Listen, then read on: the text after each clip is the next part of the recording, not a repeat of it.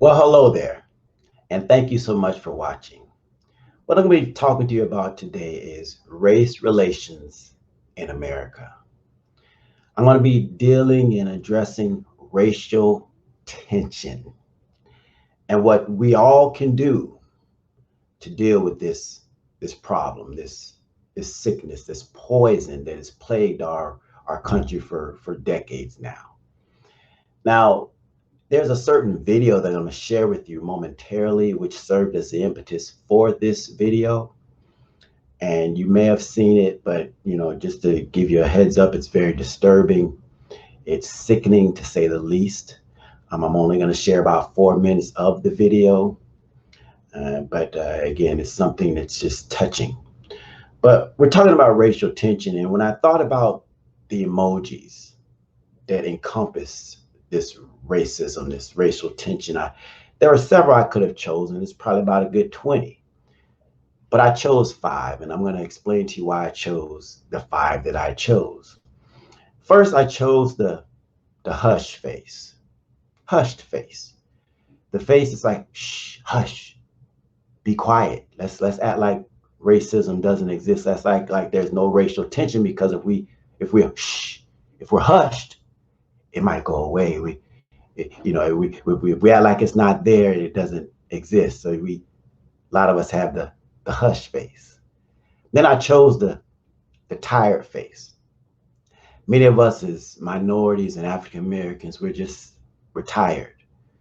We're tired of turning on the television every single day and having to view a murder, a senseless killing, another victim's life taken for really no reason whatsoever. We're tired. Then I chose a weary face, because there's many moms and dads and family members that are just weary that justice will not prevail, that nothing will happen, that that perpetrator, that police officer, that person that pulled the trigger will not see justice. So they're weary. We're weary. And then I chose the crying face. When I saw this video yesterday for the very first time, I cried. And you may cry as well. And then I chose the angry face, because many of us we're angry, understandably so. And these 5 emojis, these 5 emotions that I chose, they're all real and valid. And if we don't know how to properly deal or handle these emotions, it could cause a situation to kind of get out of hand or be worse than it actually is or needs to be. So we're talking about racial tension. And again, the reason I chose to talk about racial tension, because it's so thick in this country that it's palatable. You can slice it with a knife. Racial tension. Racism is something it's taught, though. No one's born a racist. It's something that is taught, and you're trained to be a racist. Racism is also tolerated. For those individuals that aren't adversely affected or affected themselves, they tolerate it. It's like, well, it's not my problem. When in actuality, it is your problem. It's all of our problem. It's our country's problem. And yes, this country was founded on racism. Yes, this country was founded on the backs of slaves for over 400 years. And so it's the very root and foundation of America. So when you begin to speak against racism or racial tension, people think you're speaking against America, when in actuality, that's not the case at all. But the video I'm getting ready to share with you about a gentleman by the name of George Floyd. Now, again, I must warn you, it's very disturbing, it's sickening, and it was all over a fake $20 bill. Now, you think or say, well, what was he doing trying to spend a $20 bill? Who knows? And who cares? He may have fallen on hard times and needed to purchase something. And if you come from that angle, that vantage point, you might be the individual that's back in the early sexual assault or rape days. What they would do was try to bring up what the victim was wearing. as though that was the cause for the assault, as that was the cause for the rape, when in actuality a person can be butt booted naked. It don't matter what they have on, or they can have on absolutely nothing at all. That gives no one the justification or the right to force themselves on him or her, or to have unconsensual sexual intercourse. All right? But we're talking about racial tension. Now, again, this is something that happens every single day in our country, and only a few of them are taped. The guy had his knee on George Floyd's neck for 9 minutes. I'm only going to show about 4 minutes of it. All right. Again, it's very, very disturbing.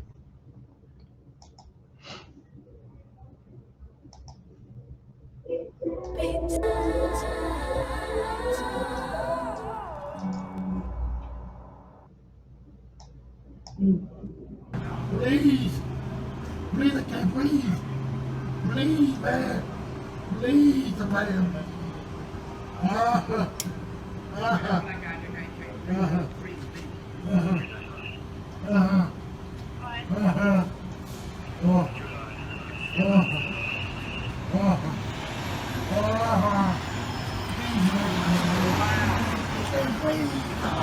Well, you got him down, man. Let him breathe, at least, man. I can't breathe.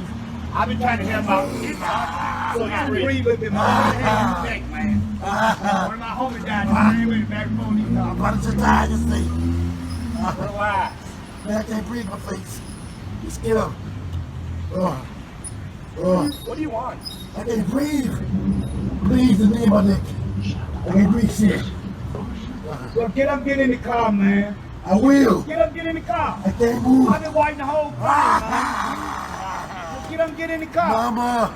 Get up and get in the car right. I can't. I gave y'all the opportunity to get in, bro. I told you can't win. My knee. You can't My neck. win, man. I'm through. I know you were there, but you didn't listen. I'm claustrophobic. My stomach hurts. My neck hurts. Everything hurts. Get some water or something. Please. Please. I can't breathe. Shut up. They're gonna kill me. They're gonna kill me, man. Bro, with your feet on his neck, man, you get out the car. His nose is bleeding. Like, Yeah, come on now. that's wrong right there with his feet on his neck. Look at his You nose. just sitting your knee on his neck. Yeah, you got your feet right on his neck, bro. He ain't even cannot breathe. resisting the rest. I cannot breathe. You just a grown, you're a tough guy. You're a tough guy, huh? I say you're a tough guy. He's not even resisting the rest, bro. His whole nose is bleeding. Spot with him? Bro, but why you just sitting there? He ain't doing nothing now. Put him in the car. They'll kill me. How long y'all gotta hold him down? This is why you don't do drugs, kids. It ain't about drugs, bro. Y'all understand that? Y'all don't gotta put y'all Right. right. He is human, bro. His nose is What I'm saying, you bleeding. can put him in the car. That's some bum ass shit. For 10 minutes. That's some bum ass shit, bro. That's some bum ass shit, bro. Y'all know that is. You don't gotta sit there with your knee on his neck, bro. He's talking, he's fine. Bro, he ain't fine, bro. We're done. You circulate like in a jiu-jitsu move, bro. You trapped in his breathing right there, bro. Like, you don't think that what it is, bro? You don't think nobody understands that shit right there, bro? I trained at the academy, bro. That's some bullshit, bro. Right, that's bullshit, bro. That's bullshit, bro. You fucking stopping his breathing right there, bro. I can't breathe. Okay, he's talking. He's talking. Bro, but you could get him off the ground. You've been a bum right now. You could get him off the ground, bro. You could get him off the ground. You've been a bum right now. He enjoying that. He enjoying that shit. He enjoying that shit. He a fucking bum, bro. He enjoying that shit right now, bro. You could have fucking put him in the car by now, bro. He's not resisting arrest or nothing. You enjoying it. Look at you. Your body language explains it, you fucking bum. Bro, get the fuck off of here. It's the whites. They love But doing that to the no, I black. already know that, bro. I trained with half of these bum ass dudes at the academy, bro. You know that's bogus right now, bro. You know it's bogus. You can't even look at me like a man because you a bum, bro. He's not even resisting arrest right now, His bro. nose is bleeding. You fucking stopping his breathing right now, bro. You think that's cool? You think that's cool really though, not. right? What's your oh man, what's your badge number, bro? You think that's Honestly. cool right now, bro? You'll call the police on another police. You think that's cool though, bro? You're a bum, bro. You're a bum for that. you're a bum for that, bro. You can't. You getting mad. You just sitting there stopping his breathing right Look now. at The him. dude about to go out right now, bro. Look at Bro. him. So you just Get gonna- off of him you now. gonna What is choke him? wrong You gonna with choke him y'all? like that? What the fuck? He got mace. He got mace. He cannot breathe.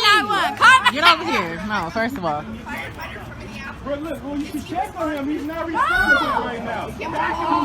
Look at him. He's not responsive right now. He's not responsive right now. He's not responsive right now, bro. No, bro, look at him. He's not responsive right now, bro. Check for a pulse. Bro, are you serious? You gonna just let him sit there with that on Let me his see head, a bro? pulse. Okay, that's enough of that. I really not able to stomach anymore. Now just know that George Floyd unfortunately had the officer's knee in his neck for another 4 minutes. And I stopped it at this point, at this juncture in the video, because that's where George was no longer moving. His body was lifeless, and it's probably when he gave up the ghost or died.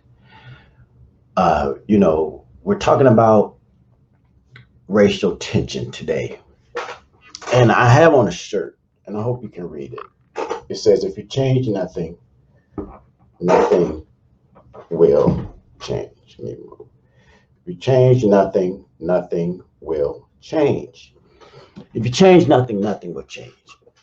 And so I hope that by the end of this video, you will be giving tools of what to consider to do, or what you maybe should do if you, God forbid, if you're ever in a situation like this. My prayer is that no one ever has to deal with a situation like this, but this is America, unfortunately. So first thing, and again, towards it, I'm going to talk about bystander intervention and all that stuff as well. But the first thing you should do is to speak boldly. Speak boldly. All right, but when you speak boldly with grace. Speak boldly, but with humility. Speak boldly, but with kindness. All right, that's what you have to do. You don't want to add unnecessary verbiage or words. You don't need to curse. Again, hats off to those bystanders that intervened, and they did the absolute best that they knew how to do. But unfortunately, I don't think they're trained in bystander intervention as I am. All right, and I'm going to share some things that they maybe should have done, okay, or should have done differently. I wouldn't have called the cop a bum, although his behavior was bummish. I wouldn't have called them out of their name. I wouldn't have said something like, this is what the whites do. All right, because again, it puts the person on defense. All right, but when you speak boldly with grace, when you speak boldly but with humility, and speak boldly but with kindness, what happens is you can cause a tense person to become visibly relaxed. All right, that's what you're trying to do. That's the goal. You're trying to cause a already tense person. They're already up here. They're already on 10. You're trying to cause a tense person to become visibly relaxed. And you do that by speaking boldly, but with grace, humility, and kindness.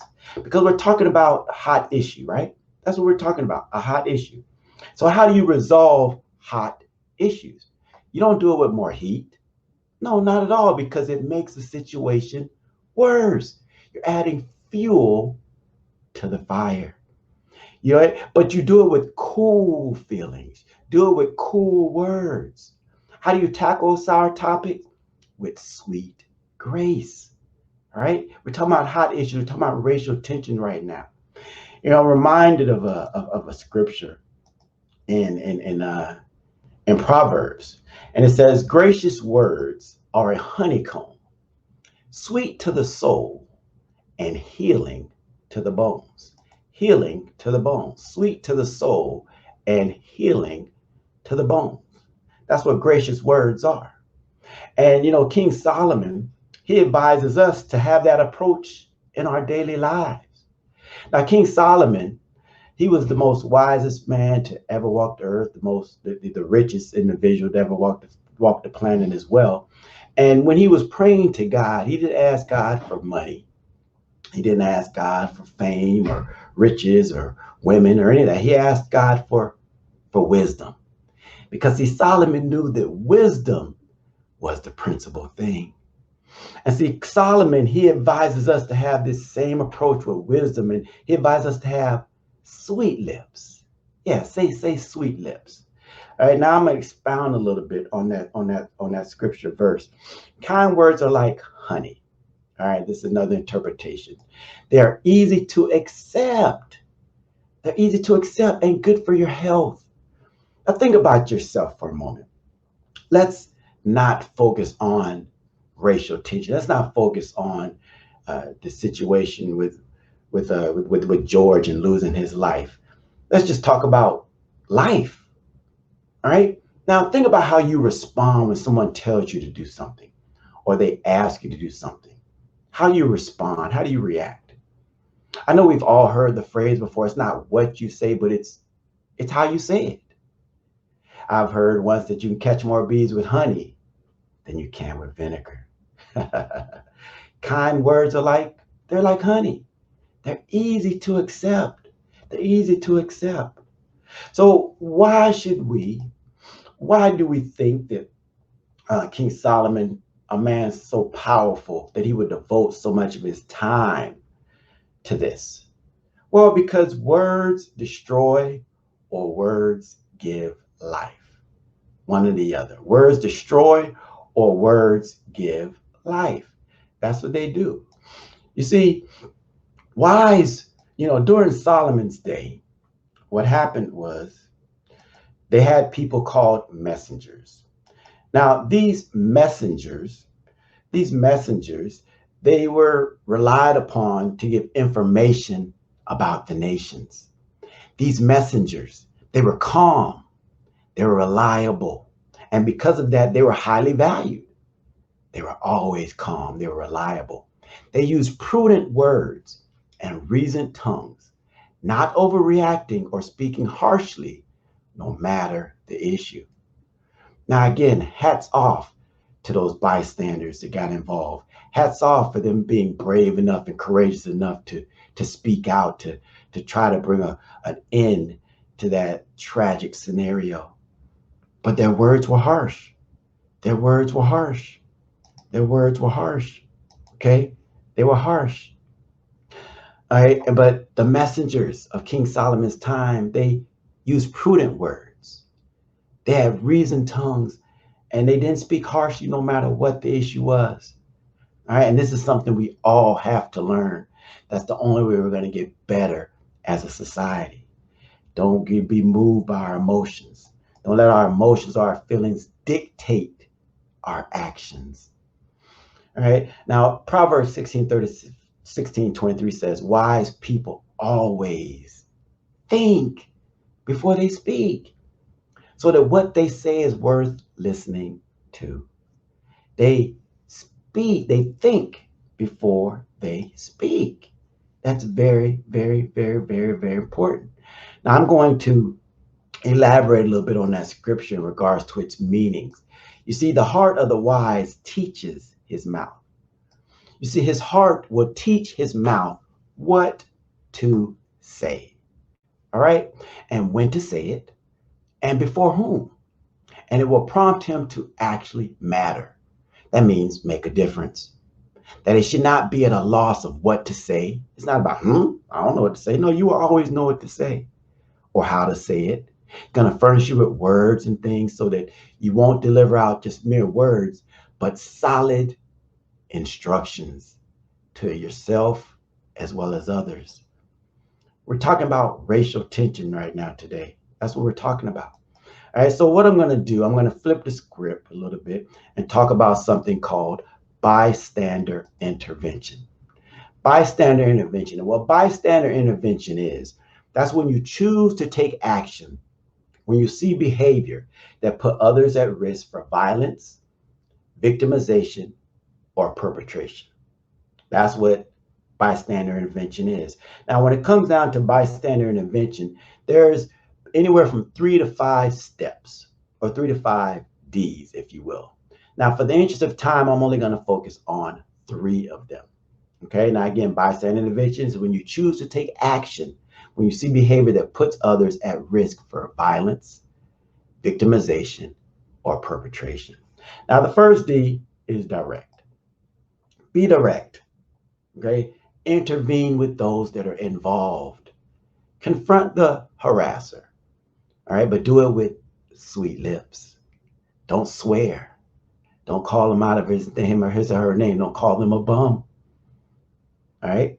Say this is not acceptable. Say, well, what are you doing? That's inhumane. Say, how would you like it if you were in that situation, Mr. Officer? Hopefully that would de-escalate the situation, but as we know, sometimes it doesn't. Then another thing that you can do is distract. Distract. Change the subject. Sing a song. You say something like, your patrol car's on fire. Spill a drink, throw some water in the air. You got firecrackers, light some firecrackers, throw them in the street. Ask, what time is it? Okay, you're trying to distract. You're trying to get them to do something other than what they're doing. And last is to delegate. Delegate. This is where you seek help from others. This could be a leader in your community, a friend, supervisor, colleague, another cop. Had that been me in that situation in that video, I probably would have spoken to the Asian cop and said, officer, I forget his last name, could you please just look at your colleague and see he has his knee in the gentleman's neck and he's not even moving. That's not, do you have a brother? Do you have a son? How would you feel if that was your son? And try to tap into his human side, because that's really what all this boils down to is humanity.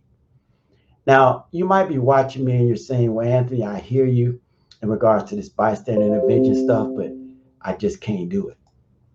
Well, if not you, then who? Don't assume that someone else is going to do something. Have courage.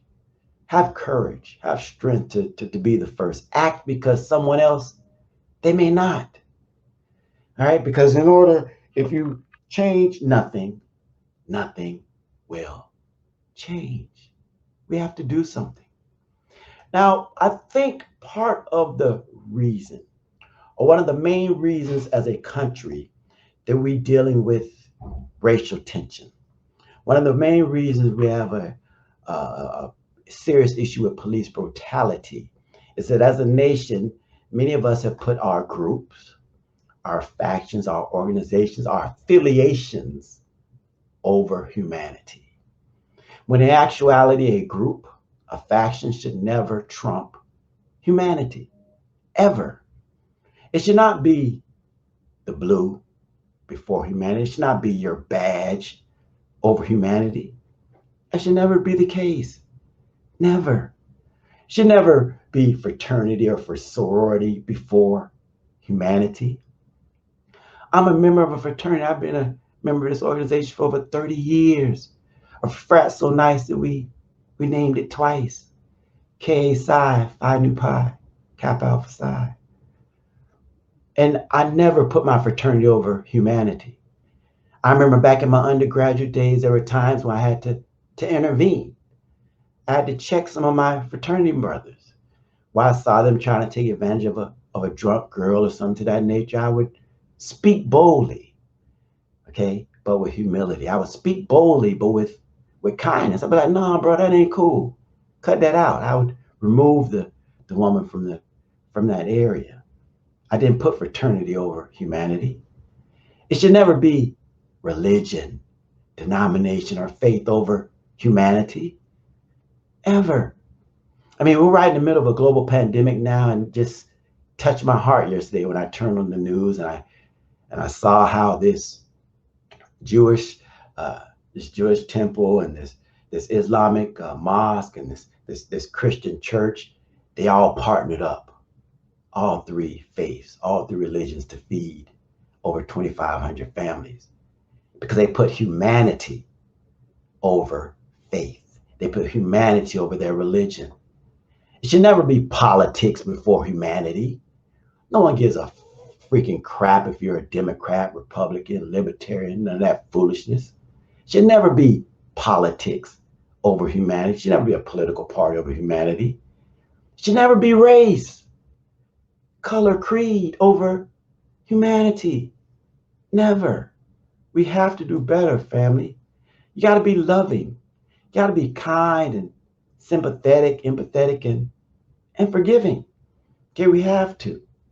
All right. Now, I understand that that's much easier said than done, and that's the humane thing to do. Be loving, kind, sympathetic, empathetic, and forgiving. That's the humane thing to do. But the reality is it's not easy.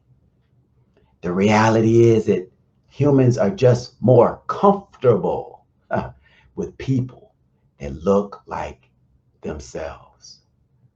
Now, I know I stepped on some toes with that statement, but it's so true. If you look in the mirror and if you're honest with yourself, humans are more comfortable with people that look like themselves. I mean, I'm 51 years young and born again Christian. I don't would like to think there's not a racist bone in my body. There's not a prejudiced fiber in my being. But I had to check myself just a few short weeks ago. And what I'm getting ready to share with you, it may cause some of you to look at me a little bit differently. But for those of you that know me, you know that I'm real. You know that I'm authentic and I'm transparent. And I'm going to do what helps move the needle. What helps makes our society better as a whole. So I give away food, and I've been doing it now for about 7 weeks. This will be my 8th week food distribution every week. And myself, along with members of my local chapter of Kappa Alpha Psi, the award-winning Miramar Premier Pines alumni chapter, and about 100 so volunteers. And whenever, again, it's about 3 weeks ago, and I remember seeing a black mom drive by in her car, and I was kind of led to give her more food. And then I would see a black family, and again, I was kind of led to want to give them more food. And I had to check myself, and I was like, well, God, that ain't right. That ain't right. And I had to check myself. And so often we have to check ourselves. We have to check yourself before you wreck yourself. And I had to ask God to help me with that and, give me discernment on what families had a greater need so I could address those families accordingly. Because it could have been an Asian family that had a greater need than that black family. It could have been a Spanish family, a Jewish family, but it doesn't matter if you're Jew, Gentile. It's about humanity. It's about humanity, right? And when we focus in on that, the world will be so much better, so much better. We're talking about racial friction, all right? We're talking about racial tension, all right? But the late Martin Luther King, he once said, our lives begin to end the day that we become silent about things that matter. And if you look at that picture there with his allies, they're not all black. They're white. They're allies. And allies come in all shapes and colors and sexual orientations, but they're allies. And when you focus on humanity and understand the importance of that, we can all make a difference. Nelson Mandela said that education is the most important tool that we can use to change the world. Education. So I hope this video educated you on the problem of racial tension and bystander, and what we can do as bystanders and how we can handle situations if we're ever put in that. Because we can and we should make a difference. Because like Mike Martin once said, our lives begin to end the day that we become silent about things that matter. Okay? Now, we have to stand up. Don't just stand by. Stand up. Don't just stand by. Stand up. Don't stand by. I hope you got something out of this. Again, my name is Anthony Henderson, speaker, extraordinaire. I'm Leonard D's firstborn child, reminding you that life is God's gift to you. And what you do with that life is your gift to God. Thanks for watching and share this video. Be blessed. Bye-bye.